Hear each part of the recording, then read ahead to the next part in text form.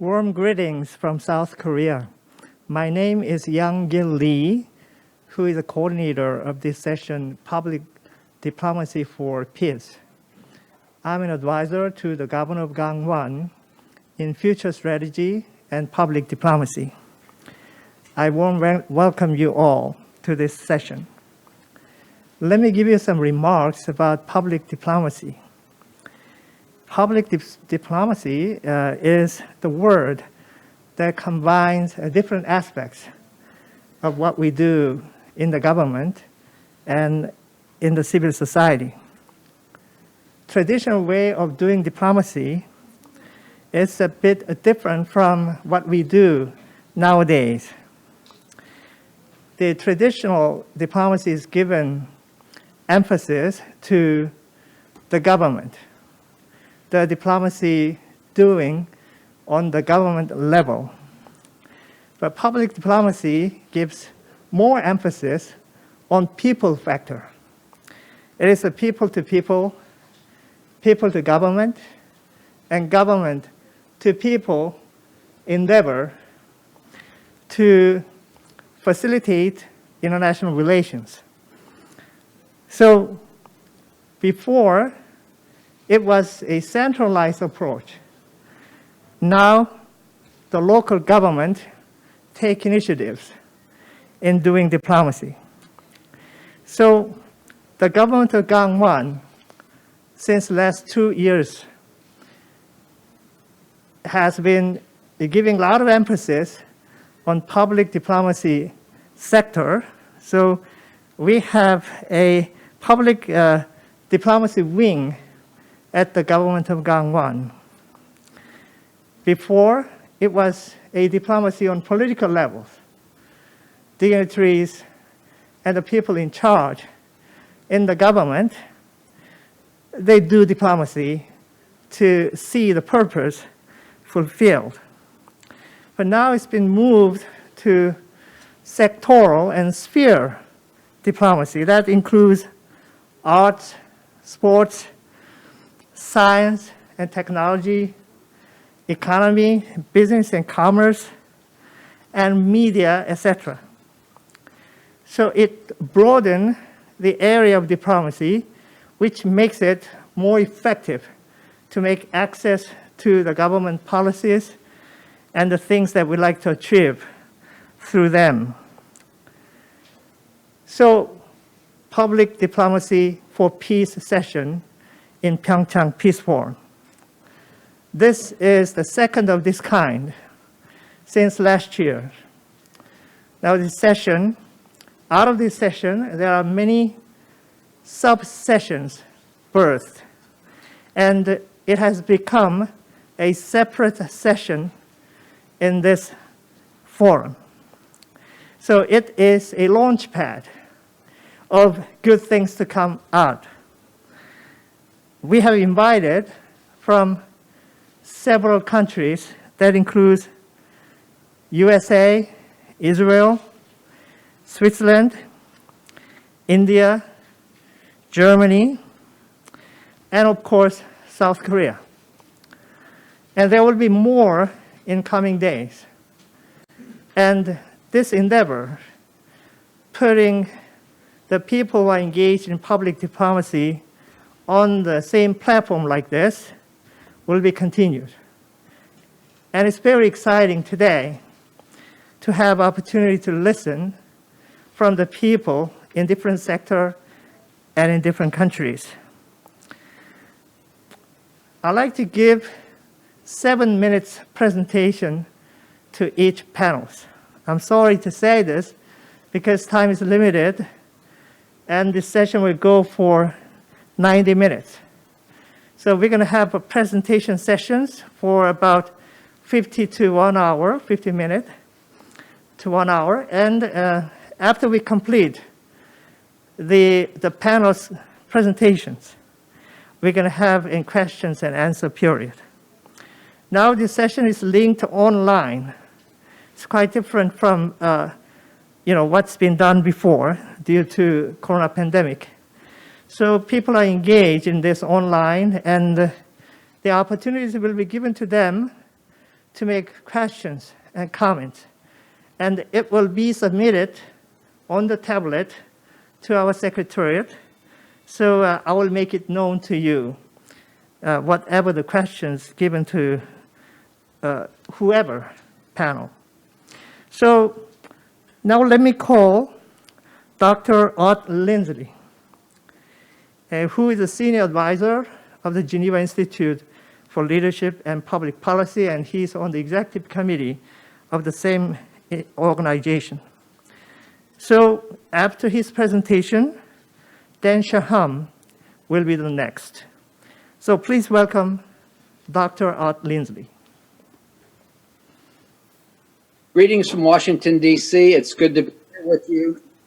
It's a great honor to be able to speak to you again at the Pyeongchang Peace Forum. It was great to be there last year and be able to have great memories of being able to meet with other people on this panel, as well as Governor Moon-Soon Choi. I look forward to being there with you in person in the very near future. So I want to give you some remarks very quickly that are similar and provide a context for what I shared yesterday. I'm not sure if you all had a chance to hear the opening ceremony, so I'm going to give a few thoughts and then amplify those thoughts and add to it. We're all here to create the reality of a more peaceful world. Peace can never be taken for granted. Of the 3,421 past years, only 268 have had no war. War is one of the constants of history. Peace needs to be vigorously pursued. Jesus said, "Blessed are the peacemakers." In the Old Testament, it often talks about shalom, or the Hebrew word means wholeness or well-being in every area. It is flourishing in every direction. Peace is not just an absence of conflict, but means actively making peace and pursuing reconciliation. Got to go up. The requirements for a peacemaker are about three that I can think of. First of all, honesty about the true status of peace, say between North and South. We can't just wish that peace will happen. We need to have a realistic insight as to what the obstacles are. Now, sometimes those obstacles can be discouraging, and we need to have a sense of hope about what we're pursuing. Like, for instance, I remember last time in Korea, it was pointed out that the wall between the East and West in Germany was thought to be impossible that it would ever come down. But then it did. It happened, and it still may happen that there's hope between the North and South in Korea. Secondly, a willingness to risk pain in the pursuit of peace. It may involve some sacrifice, such as certainly hard work. Sometimes rejection. The best plans that we have can be rejected. And sometimes in the political arena, we can have ridicule for proposals that we make. And that's part of the sacrifice and the pain that can be caused. Peacemakers need to be humble. No one can be a true peacemaker unless he or she is at peace with themselves. If you're not at peace with yourself, sometimes you can be overly reactive in a difficult situation. The best diplomats I know, even though I know they feel very intensely something emotionally, are really able to speak about it in a very measured fashion. I represent the Geneva Institute for Leadership and Public Policy, as young Gil Lee mentioned. I'm on their executive committee.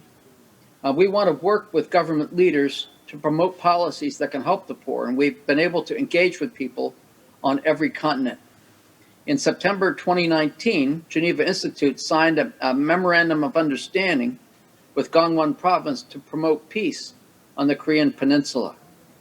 And we're working together with Governor Moon-Soon Choi on that project.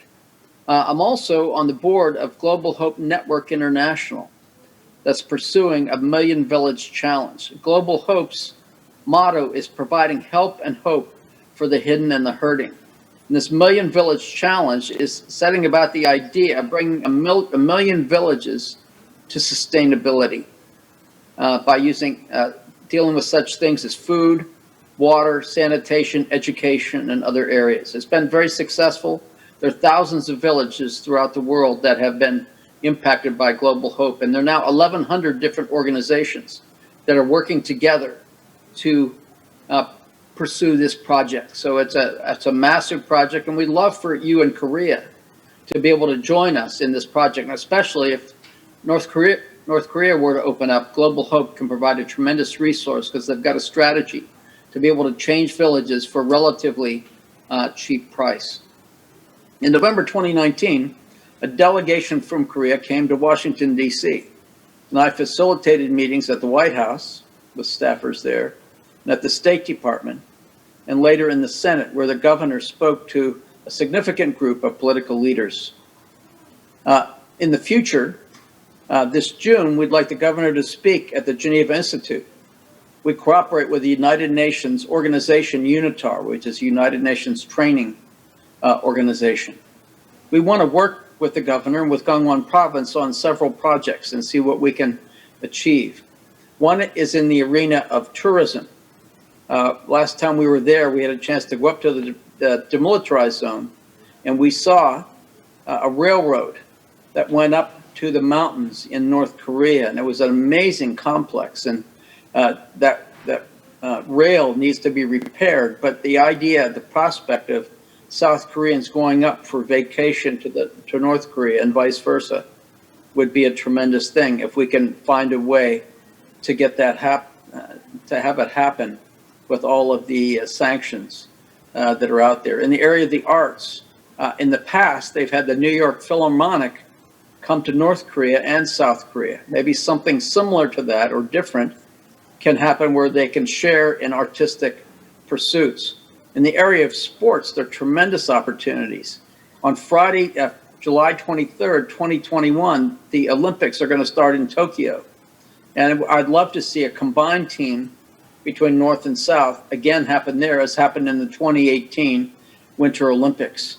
In the winter of 2022, the Winter Olympics are going to be in Beijing, and I would love to see a similar kind of cooperative spirit there. And of course, most of you may know that the Youth Olympic Games will be in Pyeongchang again in 2024. So there needs to be planning so that that can be maximized in terms of diplomacy.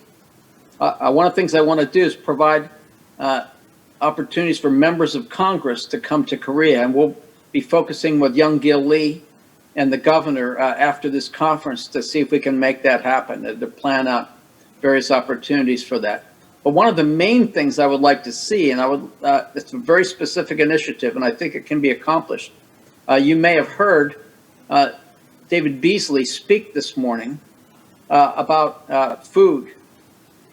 And he says that we can use food as weapons of peace. This is because there's often a relationship between hunger and conflict.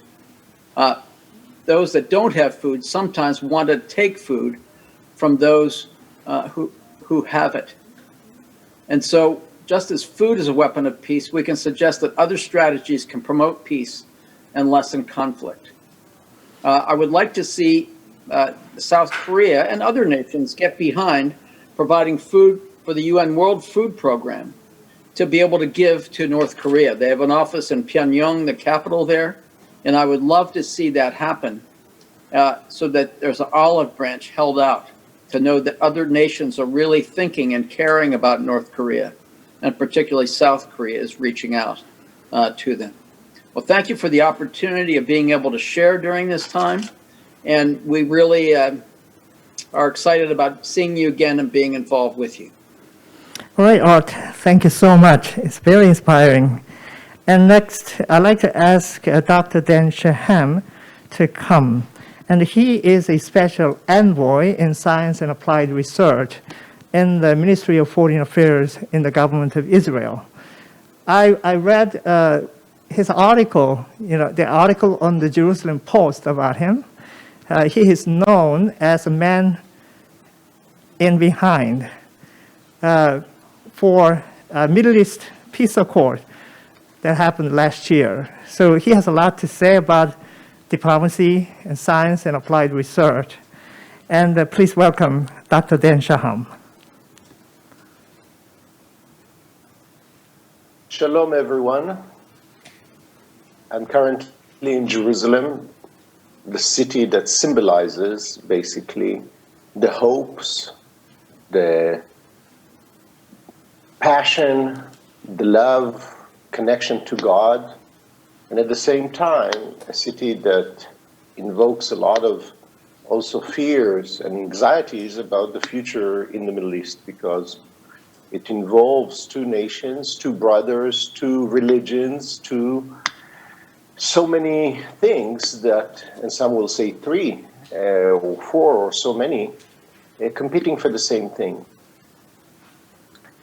I want to talk to you today about what we have done in two contexts. I will touch upon the Abu Dhabi Peace Accord, and Professor Lee gave me too much credit, saying that I was in charge or behind the scene or everything. I was behind the scene. I don't know if I was bringing anything, but I've learned a lot. And I hope that we can learn from these lessons. But the first thing that I want to talk about is our relations with Germany. I was born in the same year that we have established diplomatic relations with Germany, 1965.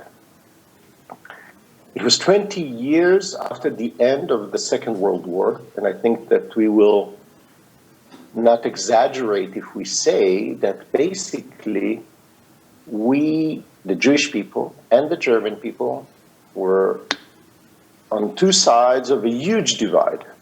The divide of 6 million Jewish people that were murdered by the Nazis. And you could not imagine, how can you make peace between these two nations? And through the commitment of diplomats, yes, there were some politicians involved, but actually diplomats were the one to build the bridge between these two nations.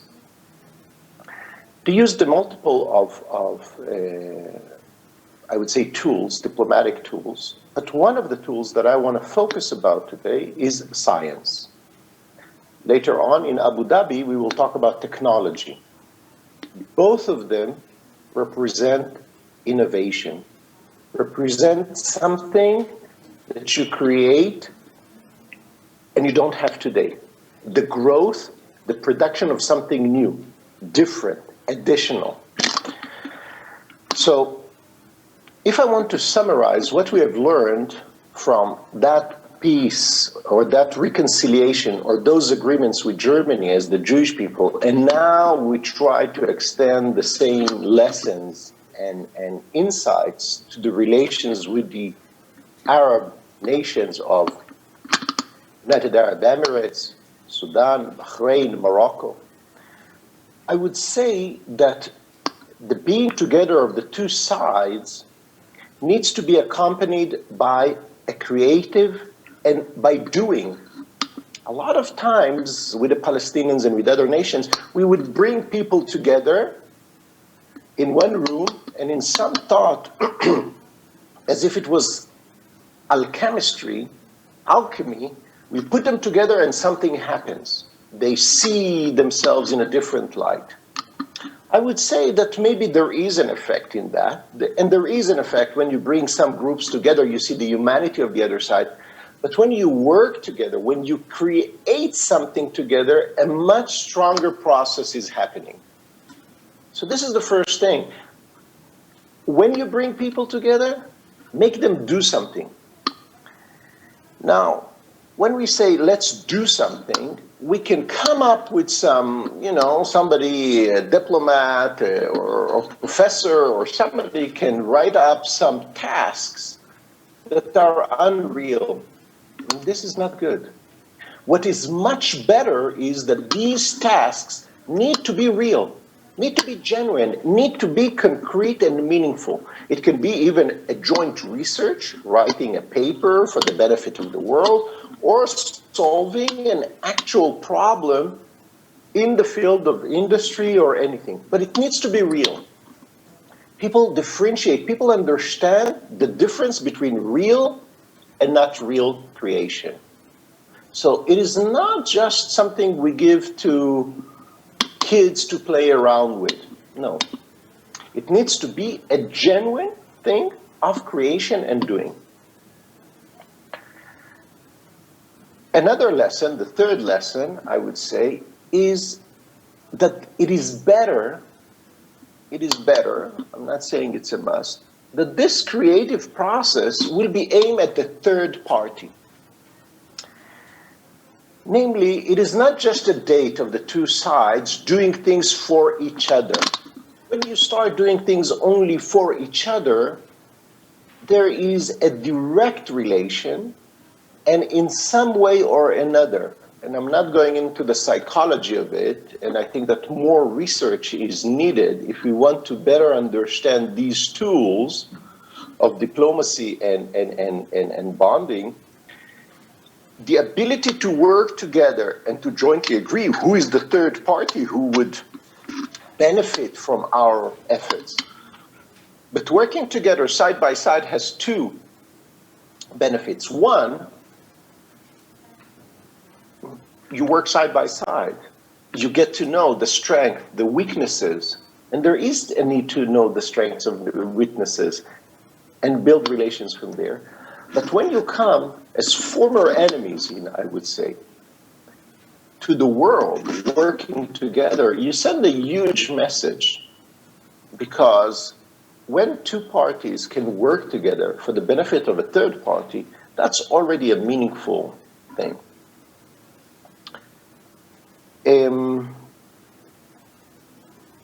The next lesson was to add value to the relations. I will not go into great details, but the programs that we develop, it's not just a program because somebody gave us some budget and we created something. You really need to add value. The world today, companies today look to add values. If you do not add value, you're consuming money from government and you do not add value. So you do need to add value. I'll touch upon one thing. For example, in Germany, we started by opening our doors, the startup nations, to young German entrepreneurs who were somewhat afraid of risk. I'm not going to go into details, but instead of going to the big company in which they will have the stability, and they like stability, they like the security of a permanent job, but we also said, if you want to experiment, if you want to try what it is to work in high risk, not physical risk, just the risk of failing, if you want to do high risk, come and experience that with us. We added other projects in which we resolved open innovation, but real concrete. And with Abu Dhabi, for example, we will focus on applied research in desert agriculture. We're not going to, no offense, we are going to focus on things that have a meaningful additional value to one of the parties, and of course, to third parties in the Middle East.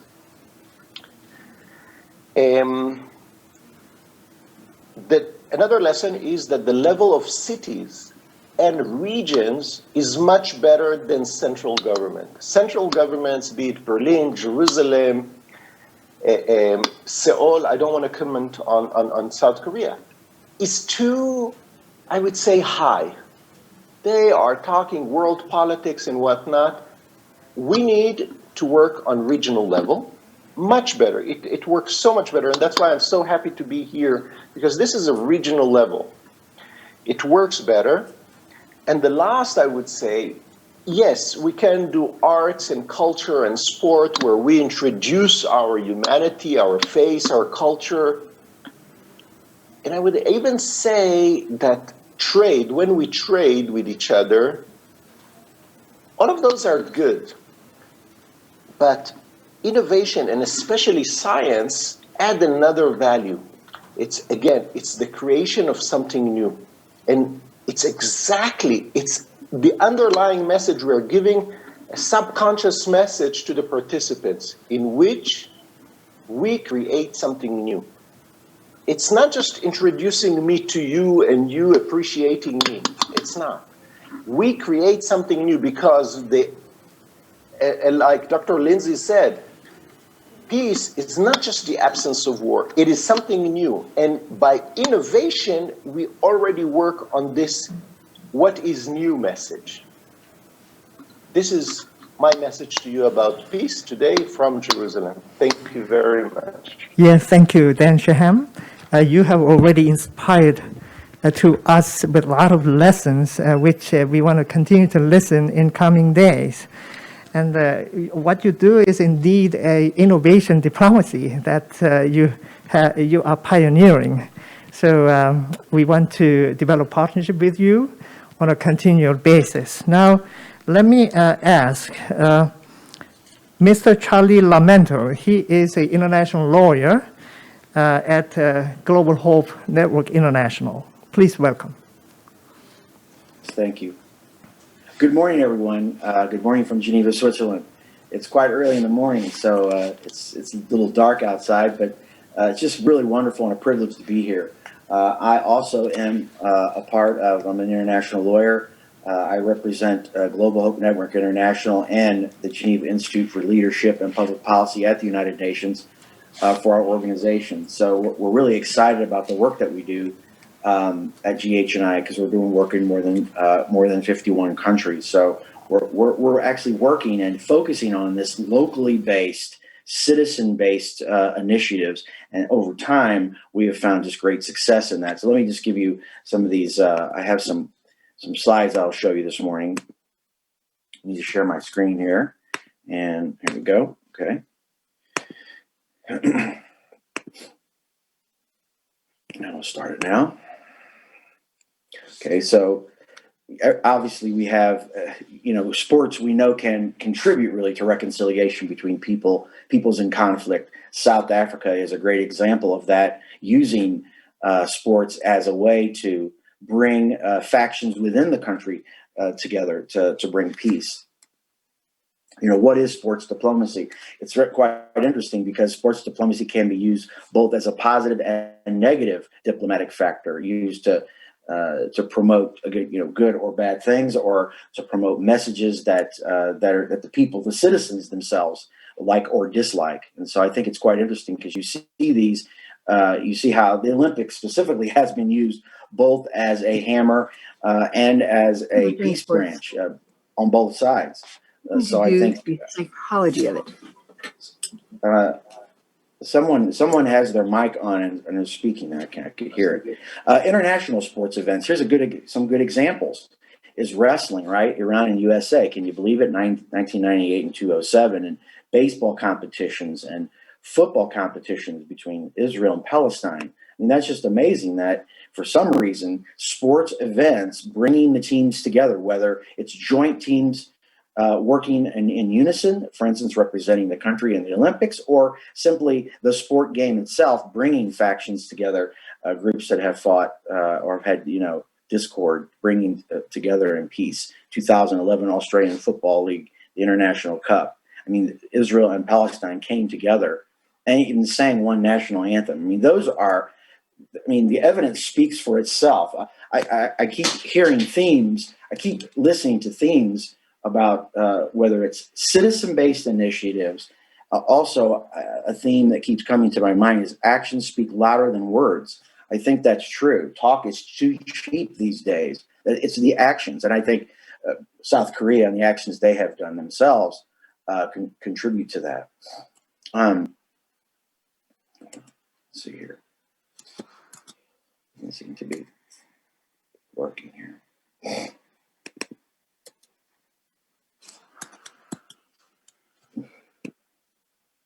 See, there we go. So peace, South Korea itself has brought, is a great example of that.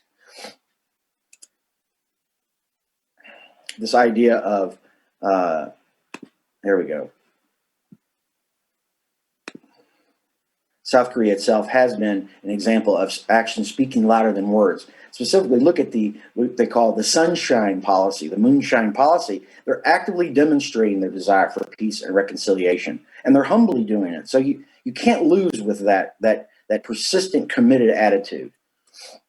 Non-state actors, I think it's true. I think that's part of it, that international organizations, non-governmental organizations like the Geneva Institute for Leadership and Public Policy and stakeholders in the sports industry play a really central and recognized role in helping states support sports diplomacy initiatives.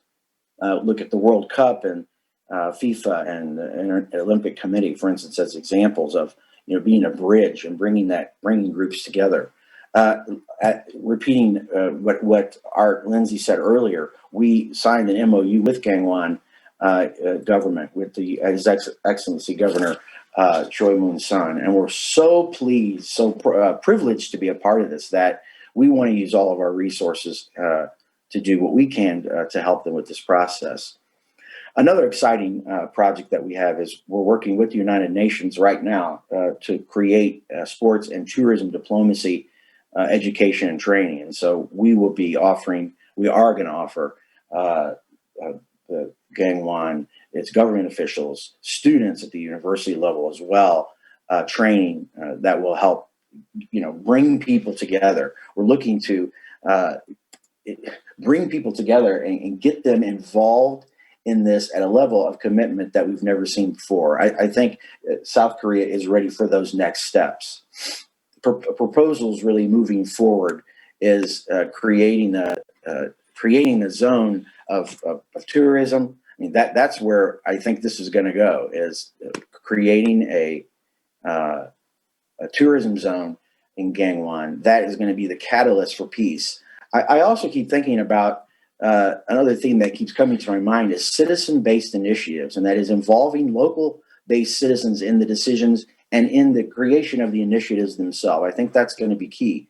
And there's some success. I see that happening in other countries in Europe. For instance, France is using citizen-based committees in order to create laws to better the environment, for instance. You're seeing this in different countries. And I think that's the theme even at the United Nations more than ever in 2021, is bringing citizens, involving citizens in the decision-making, diplomacy-making process. So I think it's a win-win proposition, frankly, is to continue to establish the Gangwon Province, continue to highlight that as a world-class sports venue, create citizen-based committees, both involving North and South Koreans, allow them to participate in public policy making. We at GILPP believe very strongly, because of the evidence-based projects we've had, is that when you involve locally based citizens, you train them, you advise them, but let them solve the problems, you just see success that will continue to multiply. And that, Gangwon is such a unique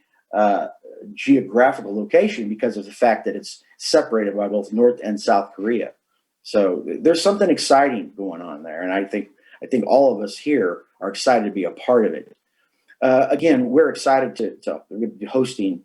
GILPP is going to work together with UNITAR to provide the sports diplomacy training to both North and South Koreans, both, again, the government officials, civil society groups, and the university students. I also think, Dan, you were talking about getting the youth involved and getting students involved. I think that's key, because they are the future of the country. So we're fired up. We're excited about this. We love South Korea. And North Koreans both. And we really want to, as we're called upon, we want to do our best to provide all the resources and be a bridge here in Geneva at the United Nations with 193 member states involved. There should be something we can do positively that will contribute to what Gangwon is doing. Hey, thanks for allowing me to speak today. For a very provocative ideas that you have proposed and sharing your experience. Thank you so much. Now I'd like to invite Mr. Ravindra Sachdev, who has been a long time friend of mine, and he is a president of Image India. That is a public diplomacy wing of civilian initiatives in India. Now, he is a specialist in public diplomacy and also international relations. He is a host of YouTube interviews with Indian diaspora and also leaders in different countries. So he has a very impressive career in this. So let's go to him now, please.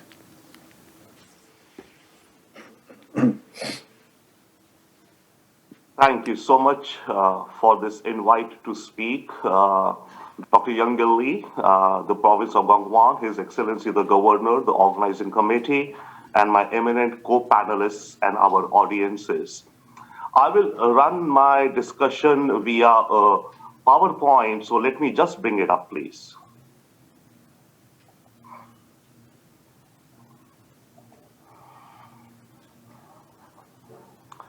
Okay.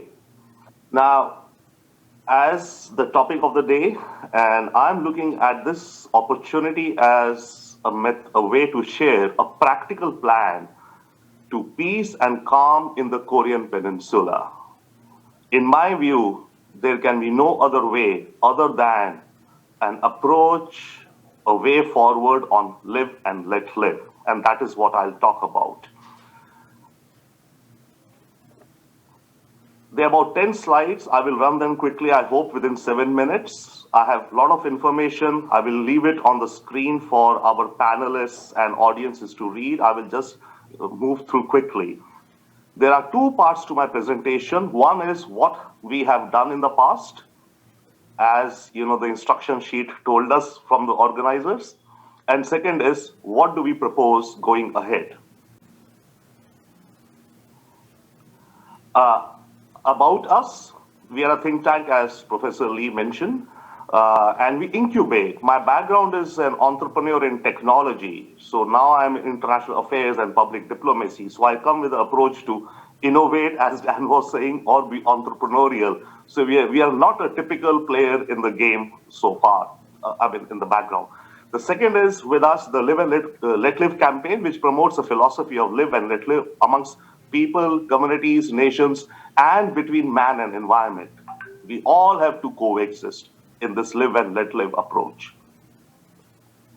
What we have done in the past, I'll quickly run through. We worked on the US-India nuclear deal to promote civil nuclear energy cooperation between US and India, lobbying in the US Congress and in Delhi between lawmakers, public opinion, etc.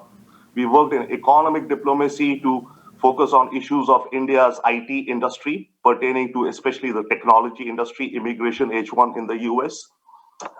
We worked on areas of science diplomacy, if you were to say. We are promoting a campaign to research deeper into the origins of zero, the digit zero, where it came from, and the history of science, and thereby promoting curiosity and a scientific temperament in the world. We worked on faith-based diplomacy. We got the first time ever a Hindu temple inside a Buddhist monastery in Sri Lanka with support of the government of Sri Lanka. And of course, cultural diplomacy, South Korea, our great passion, of course. We have petitioned and we obtained the government of India to issue a stamp in honor of the Princess of Ayodhya, the Queen Hur Huang Ho. That was completely our idea, our initiative, and the Prime Minister last year signed an MOU with the Korean government, and the stamp was released. What other we have done practical experiences? A lot of lobbying in the US. We helped set up the Friends of India caucus in the US Senate in the year 2002, establish a sister city relationship between San Antonio in the US and Chennai in India, bilateral civil aviation agreements between Tajikistan and India, between Kazakhstan and India.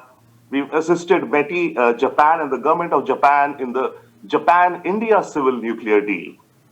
And recently we obtained UNESCO's patronage for our Zero project in Holland.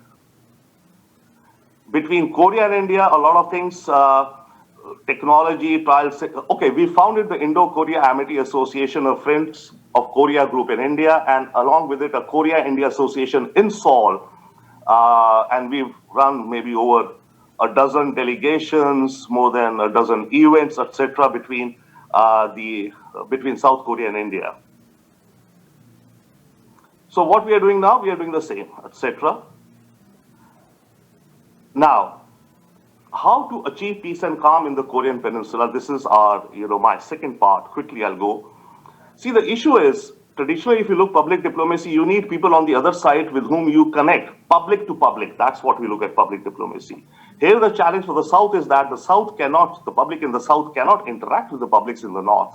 So obviously, you have to build up an ecosystem around which creates a sense of peace and calm and what you want to convey with the North.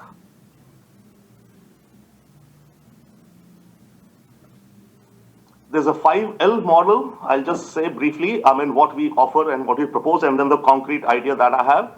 Lead dialogues, arrange dialogues, launch campaigns, lean on others, lobby the governments, UN, US, India, UAE, wherever, etc. Now, what we offer, or what I think would really be very interesting in this, as an outcome of this forum, is that we can base the World Secretariat of the Live and Let Live campaign in Gangwon, in Goseong City. We are running this campaign globally. Okay, this campaign can be World Secretariat based in Gangwon. This will help create a network of public diplomacy nodes. That is one of the objectives. And it will also, another thing, as we were doing research on Gangwon and Goseong, lavender tourism, we can make an official flower of the campaign as the lavender, perhaps. The point is, you have to think and also beyond unification. Even let's say when unification or peace happens, people between South and North work together. They also again have to live and let live. So that whole philosophy has to come through. Just one last slide now. What are we doing right now under the Live and Let Live campaign, which we propose can be based out of a World Secretariat in Gangwon? We are mobilizing for a sense of resolution, House resolution in the US Congress, a campaign led by children in the United States, whereby they're asking for the US Congress to pass a 2-line resolution saying that this House supports the philosophy of live and let live, in addition to pursuit of life, liberty, and happiness in the United States of America.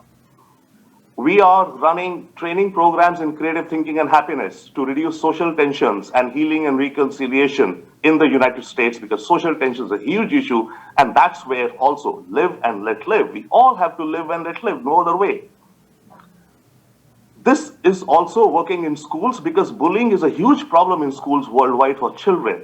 So if our children get imbibed with the philosophy of compassion, kindness, empathy, mindfulness, they will have less bullying in schools, and when they grow up, they'll be prone less towards extremism and hatred of the other. We are right now promoting Gardens of Peace as a model to solve or resolve the China-India boundary problem. We are discussing with the UAE Ministry of Tolerance on the campaign itself. We had planned a happiness conference in Abu Dhabi in June of this year, got postponed due to COVID. We are mobilizing the Indian diasporas across US, of course, Europe, Far East, Middle East, to get involved in the Live and Let Live campaign. Now we are planning a conference on Live and Let Live. Our happiness conference got postponed due to COVID. We are planning the next one in The Hague, early 2022. In terms of concrete work, as Dan was mentioning, when you run a campaign, you need to get people involved and tell them or ask them what to do. Get them to aim at something large and big. We are aiming to organize lemonade parties. Just like tea parties helped the rise of the Republican Party, just like the Green Party world over, we are looking to create lemonade party globally for peace and happiness. Thank you. Thank you, Ravindra. I believe that India has a lot to teach us and share with Korea and with the nations. And at this time is for Mr. Andreas Wieland, who is the president of Truth and Transformation in Germany. And also he's a coordinator of WA Peace and Reconciliation Committee. Please welcome him. Thank you, Professor Youngju Lee, and thank you for this invitation. It's an honor to speak to you today. Actually, I am not the coordinator, not the director of the WEA Forum for Peace and Reconciliation, but I am the substitute for Professor Johannes Reimer, who would have loved to be here today, but who is sick and has problems with his eyes. So he asked me to step in and present for him. So what I bring to you today is basically two things. On the one hand, I am speaking on behalf of WEA. What is WEA? It's the World Evangelical Alliance. If you look at the world, there are about 2 billion Christians, and these are in separate groups. One of the groups is about a little more than 600 million Christians belong to what we call the World Evangelical Alliance. And the World Evangelical Alliance is working in over 130 countries. It's very active in these countries. There is many local and regional organizational aspects. There is many tracks that tackle different topics and address several different problems that the world faces.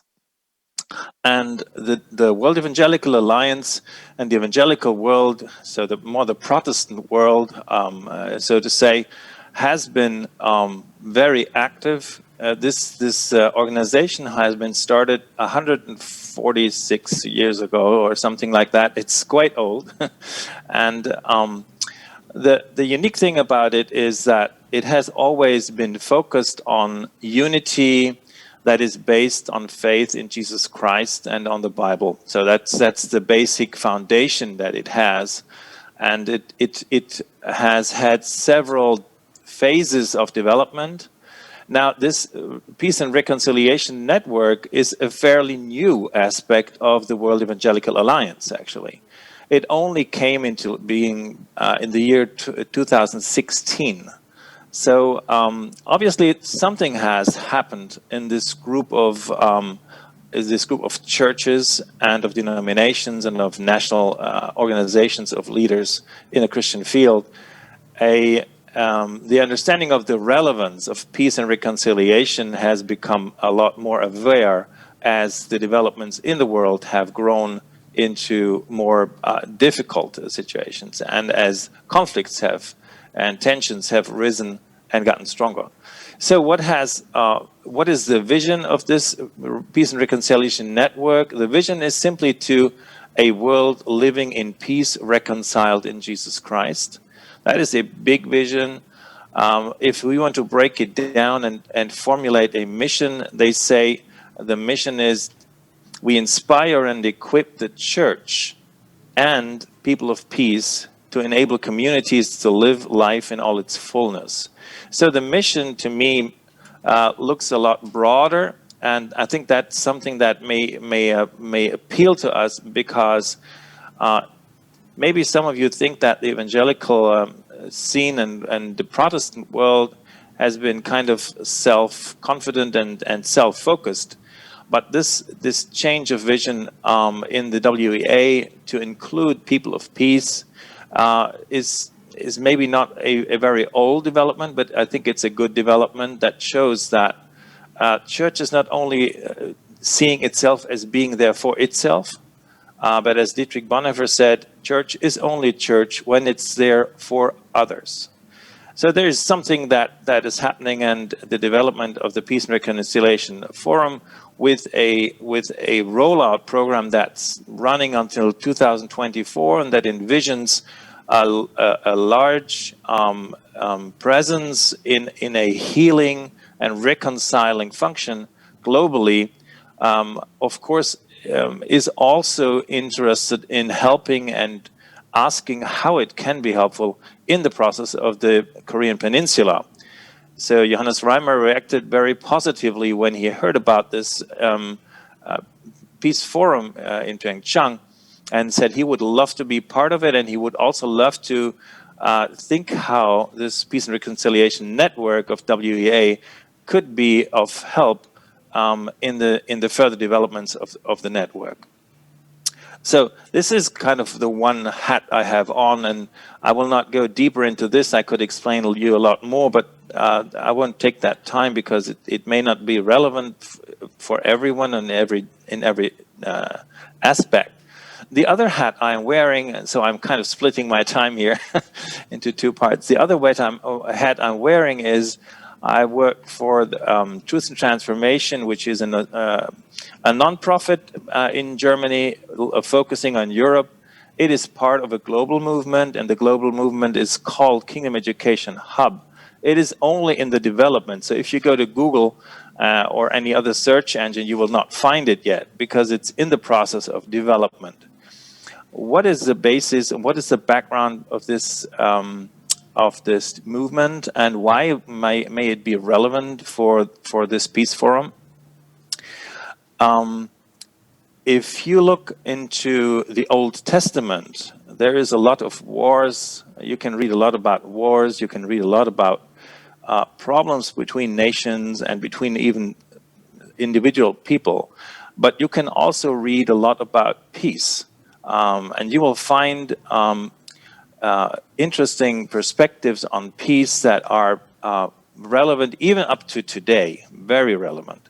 So if you go to the United Nations, you can find there several symbols and inscriptions of texts from the prophet Isaiah.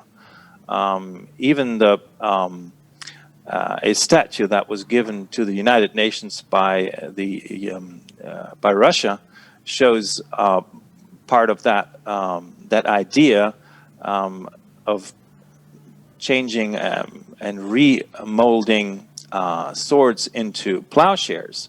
So the text that these two, the one is the inscription that cites Isaiah 2, and the other is this big beating swords into plowshares statue that was given to the UN in 1957. Both of them refer to Isaiah texts, and both of them are used quite frequently in the context of peace. But the thing is, if you look into these texts and really take a second look at the text, you understand that, interestingly, the texts convey very clearly that peace is connected to education. So it says in both of these texts that the knowledge of the Lord, that's the terminology Isaiah uses, the knowledge of the Lord is a source of peace. So there will be knowledge, there will be teaching, there will be wisdom. These are the terminologies that are being used here. And the interesting thing that even goes beyond that first implication is that it is not talking about a kind of education that is simply education. It is talking about a certain kind of education. And so the Kingdom Education Hub that I am part of, and others globally in many nations are part of this movement, focuses not simply on education, because that's what a lot of non-government organizations and a lot of governments actually do, and that is correctly do.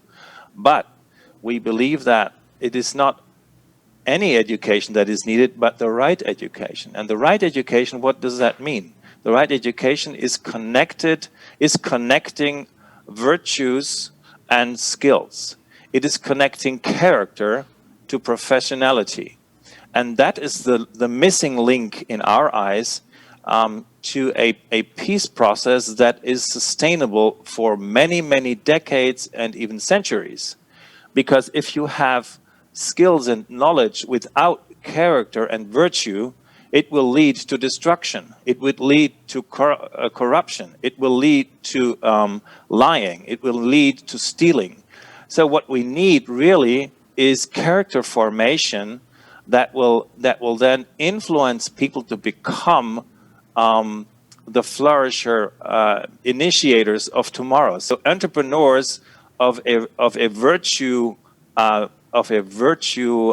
life, a life of virtues, will change nations. So that is our perspective. That's why we emphasize education has to be more than just teaching children how to calculate and do math and do right spelling. Education has to do something with character, with virtue, and with that comes through a reflection on the law of God. And that is something that is so fundamental that we believe if we miss this, most of the other things that we've heard today will be a dead-end road. They will not really succeed in transforming person, because the simple fact that an Indian traveling to England in an airplane being asked by another Indian, why is it that you think that England is such a great place to make business? And the Indian that asked that is a friend of mine, Vishal Mangalwadi, who was being talked to from this other Indian man more or less for hours, and he had been telling him that how wonderful England is and you could do business there and it is such a great country. And Vishal then got back to him and asked him, why is it that you think England is a great place to make business? And the answer was very simple. The answer was because everyone trusts you. So the thing that happens is trust is like the oil that makes a machine run. If you don't have trust, the machine will never run. So what I'm seeing, what we're envisioning is a process of educating in character in every sphere. So in North Korea, in South Korea, offering educational endeavors and corporations that will then focus on character formation, maybe another important asset and addition to what has already been said. And that's what we in Kingdom Education Hub and Kingdom Education Fellowship look for. So thank you very much for giving me the time, and I'm honored to be here with you. Okay, Andreas, thank you very much for adding character and virtue to public diplomacy, and also the dimension of faith-based communities, public diplomacy. And I'd like to ask, finally, Madame Connie Lindsley. She'll talk about public diplomacy through art. She is a facilitator of Art Track Transform World.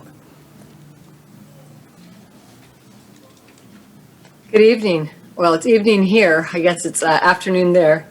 We've had a lot of discussions right now about various aspects of diplomacy, and I wanted to talk to you a bit about cultural diplomacy, but mainly through my experiences as having lived abroad for 10 years, 3 years in Europe, playing professional volleyball.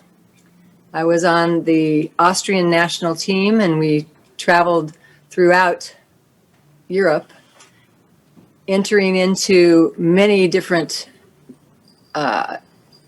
places and atmospheres. And we realized the power of sports in joining teams and countries, and I still have many incredible relationships in some of those places.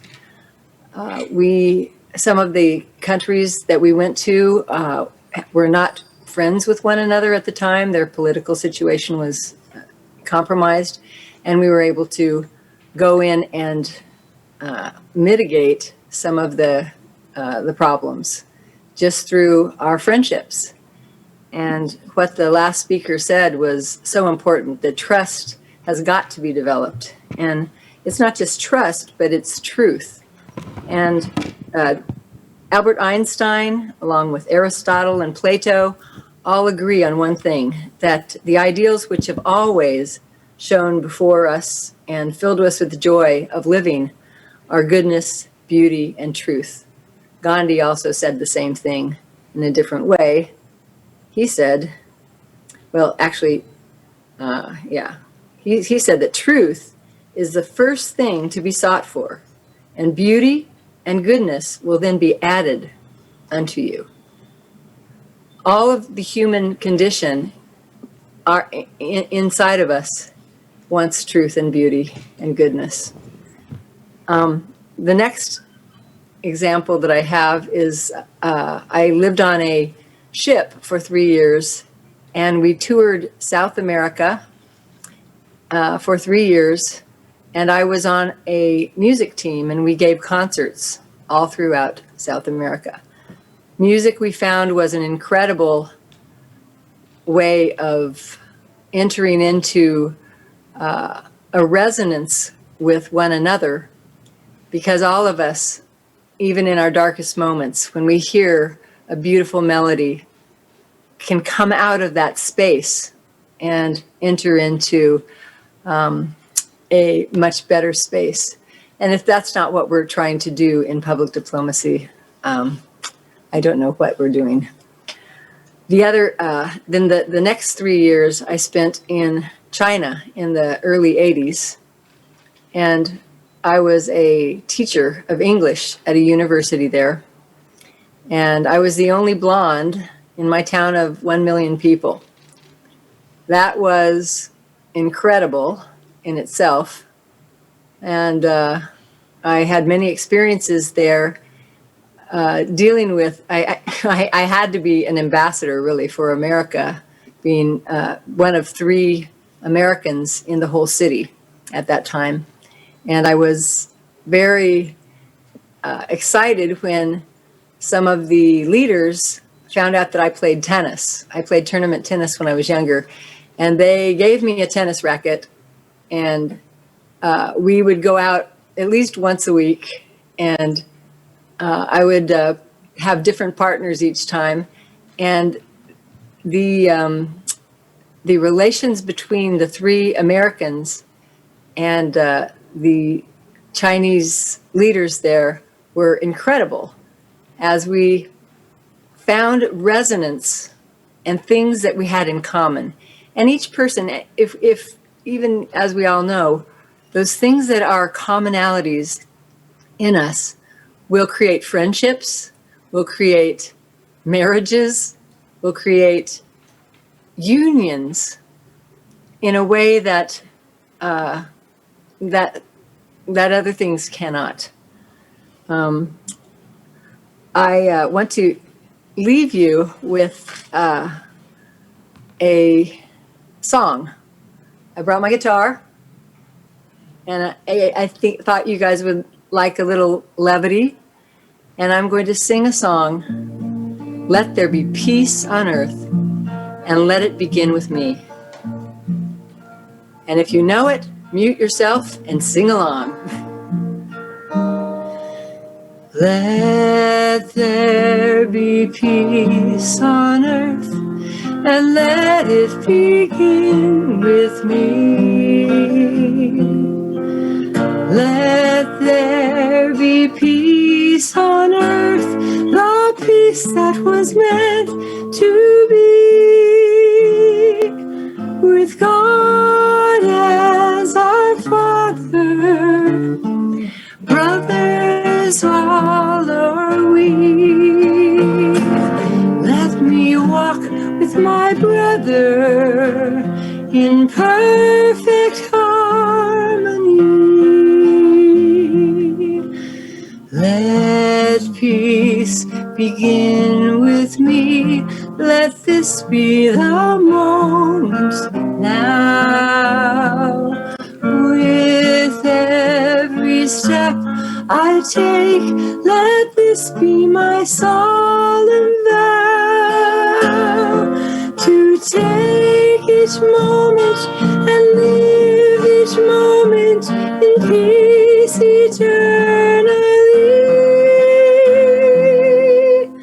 Let there be peace on earth, and let it begin with me.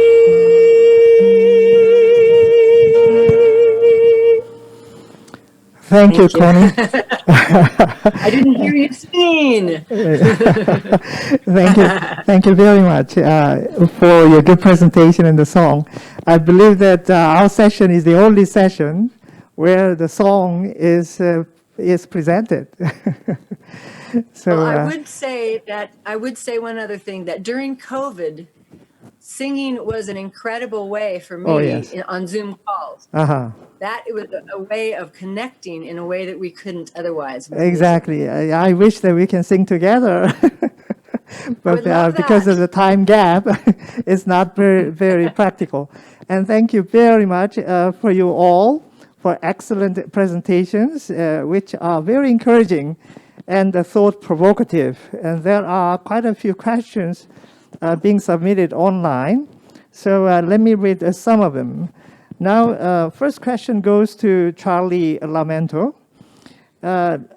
You said that we need to mobilize youth for the public diplomacy. What are the practical things that we can do to mobilize youth? So it's a great question, and I appreciate that question. This is what's great about bringing together the UNITAR to really start training students how to get involved to be peacemakers. I mean, that is practical information, how dealing with humility, dealing with trust, and dealing with specific kinds of events, key events that are really culturally based in Korea that will bring both North and South Koreans together. Again, I think the actions speak louder than words. Look at what happened at the Olympics, the recent Olympics game, where South and North Koreans competed on the same field, competed together for Korea. It's those kinds of initiatives. The tourism, for instance, zone that they're trying to put together in Gangwon, that is going to be huge. University students, young children should be involved in projects. I love the fact that where it's going back to some very simple things, the success we've had working at that local level, working with local government, working with citizens and university students and children-led. There's something about the children, and I think it's this. They see differently than we as adults see. And I think there's something, again, to be learned by children, that this trust in leadership, this trust in people, the goodness of people, that is where we start. So I'm looking forward to working with UNITAR to provide this kind of training. So who's ever open to it, please reach out to us, or we will reach out to you if you so desire. All right, Charlie, thank you. And the next question goes to Dr. Dan Shalom. You said our effort should be on real, concrete, and creative basis. And what are the things that you have done in the organization that you belong to, like Irina? Could you tell us some of the examples that you have done, between Israel and UAE to bring about peace?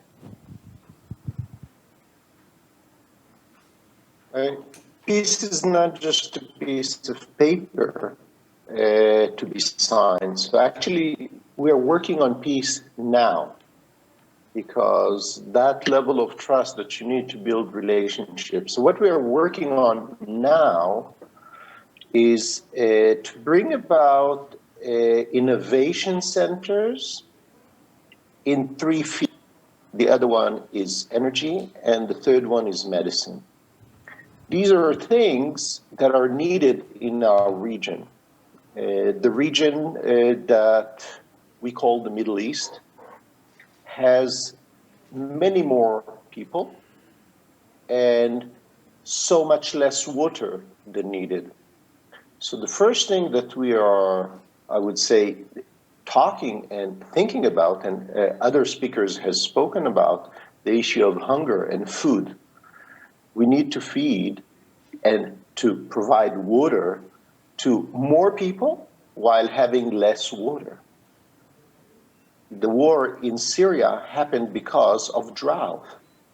We have issues that we need to deal with today. So we are working on providing better agriculture, desalinated water, reused water in the region that has very harsh climate as far as temperature and precipitation. We do not have enough rain. So these are the things that we work on, number one.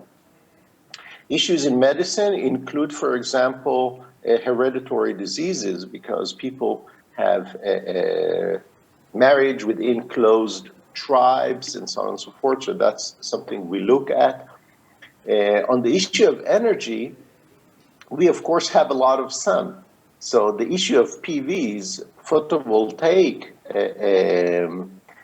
panels and electricity plays a big role. We have less wind, like in Europe. We do not have that. We have a lot of sun. And with that, we want to desalinate water. So the issue of the nexus of water and energy is very meaningful for us. So the issue of desalinated water with energy, renewable energy, is something we focus. That we do with the help of young people, young innovation, science, and applied research. So not just the academia, not just startups, but the combination of the entire spectrum of innovation brought together Israelis, Arabs, Jews, Muslims, you name it, working together. These are the kind of innovation centers that we are developing right now. Okay, Dan, thank you. And actually, another question is directed to you too, about the public diplomacy in the government of Israel. Are there promotion of public diplomacy on the level of the government? Yes, very much so. We were in, I would say, in the attention of the public, media, and whatnot since we existed. Jerusalem, that I said, is axis mundi, very central to the beliefs and to the feelings of so many Christians. Andreas spoke about it. Jesus was born here, preached here, manifested himself here. Muhammad, according to the Muslim religion, came to Jerusalem, ascended to heaven. But for us, the Jewish people, that's home. So we were always here. And it's very meaningful to bring that kind of notion that this is not just something from the Bible, from the stories, or a place of conflict, but it's an everyday place which has a lot of capacity on things that are relevant to people now. So the startup nation, for example, which was something that we felt that Israel has a very, I would say, creative energy in it. People that came from different parts of the world coming together, and from that perspective of differences. We have Jews coming from Europe, from the United States, from Russia, from Morocco, my parents, from Iraq, from very different backgrounds, creating something new. That brought about a lot of creative capacity. And we wanted to highlight that Israel is not just a place of conflict or something you see in the media, but has beautiful capacity to impact, to connect, as a place of investment, as a place of academia, as a place of things that we nowadays, be it cyber technology, medicine, desert agriculture, a lot of things. I think we were able to be very successful. So it takes a lot, because you have a lot of notions. Everybody knows something about Israel, Zion, Jerusalem. Everybody has something that he carries with, which is great. But you need to update that concept. So yes, we work very, very much. And now we work and focus in Arabic to the Arab world. Right, then, thank you very much. And now, next question goes to Mr. Ravindra Sachdev.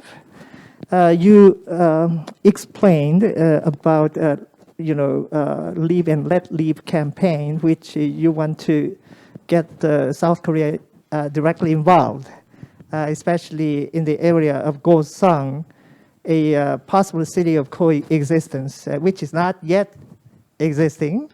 But you said that you want to get India involved in that South Korean initiative, and how the India could be directly involved in such initiatives. And please explain a bit more about Live and Let Live campaign.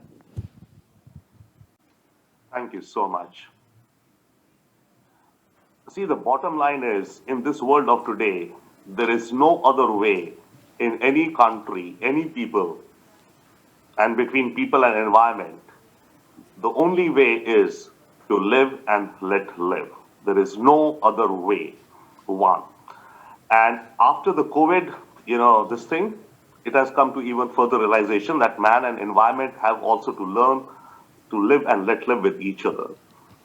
Our campaign focuses on this philosophy And in order to make it happen and to make it real, as you know, several people are saying that when you run a campaign, you need to get people involved, right? One of the ways we are doing it, as I mentioned, is that we are getting children in the United States to write to their congressmen and senators asking for a sense of resolution in the US House and Senate towards supporting the idea of live and let live. Another way we are doing is that we are urging people to hold a lemonade party in this age of Zoom. I mean, right now, I would say this is a lemonade party for me. I should have had a lemonade with me right now, right? So people get together and talking and figuring out what to do or taking it forward. Also in this, we are urging school systems, as it's been said often here. See, the child is the father of man. What the child learns today is what the child becomes as the adult of tomorrow. So, school curriculum we are seeing worldwide are having happiness, empathy, mindfulness. Some of it is growing in various school systems. We are pushing schools, and somebody mentioned character building and all, right? That school curriculum from age 5 to age 15 or whatever of every child across this world should have much more focus on exactly this character building, the philosophy of live and let live, so that there is less bullying in the schools also. And when this child grows to be adult, he or she is less prone to extremism. So these are some of the things that we are doing. Now, in terms of why I'm offering or suggesting this idea, see, we are a campaign, we are a global campaign, right? We are working with, in fact, with people in Abu Dhabi and UAE also, Kazakhstan, US, Netherlands. It's a global campaign as of now. It's notionally based out of India, right, Delhi. What we think can be very interesting is that if Gangwon or Goseong City becomes quote unquote the world secretariat, this brings a huge, as well as, branding, as well as punch to what the Korean or Gangwon or peace diplomacy across the world. Right now in this world, there is no big campaign to promote peace. Nobody is talking, I mean, people are talking, but there is no real fresh energy to promote peace in this world. That could be the initiative which could be there. And also like reading about lavender and tourism and all. So, you need to create a narrative. And we think that this narrative can be created with Korea. And of course, India, of course, the campaign is coming out of India. It's conceived and conceptualized with us here. And we are including Gandhi and Tagore, also, of course, their philosophies. And of course, we are, kind of assembling world philosophies from any thought leaders, whoever is promoting or coming to the idea of that there is no other way for humanity. There is no planet B. There is no plan B other than to live and let live. So Korea, in terms of, and this is a public, see, when you run this campaign, you create, one of the objectives of the Peace Forum is to create public diplomacy engagements across the world for Korea, right? So when this campaign is running, you're obviously engaging with various stakeholders across the world. We are engaging with lawmakers, we're engaging with children across the world, and opinion makers, media, think tanks, etc., grassroots activism. So that kind of builds up, I think, the value that could come out of this Peace Forum. All right, thank you.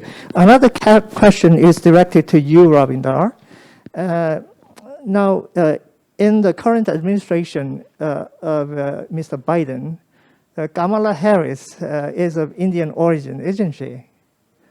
So Yes. the interesting question is, so what would be the influence of Indian diaspora in the current Biden administration? And are there some things that Indian diaspora and the US administration do for the peace of Korean Peninsula? From your perspective, please. Yes, of course, the Indian diaspora has been getting more active. I am myself co-founder of a lobby in the United States where we engage very closely with the political process and on Capitol Hill. The US-India nuclear deal on which we work, the immigration issues, etc. I mentioned. Now, as far as Madam Kamala Harris is concerned, by the way, her mother's brother is a director with me on a think tank on which I'm the vice chairman. Okay, it's the Institute of Strategic Studies. The gentleman is here in Delhi. He is her uncle, her mother's brother. And we are together on the board of directors of this think tank, another one. But that's, we cannot count on anything like that. The national interest of anyone, I mean, even if Indian origin, for them, it's America first, simple as that. But yes, now coming to the point of the diaspora and the US, can it be engaged with Korea? See, that is the question. Why would the Indian diaspora get involved or have any interest in Korea, for example, right? Or let's say even the US.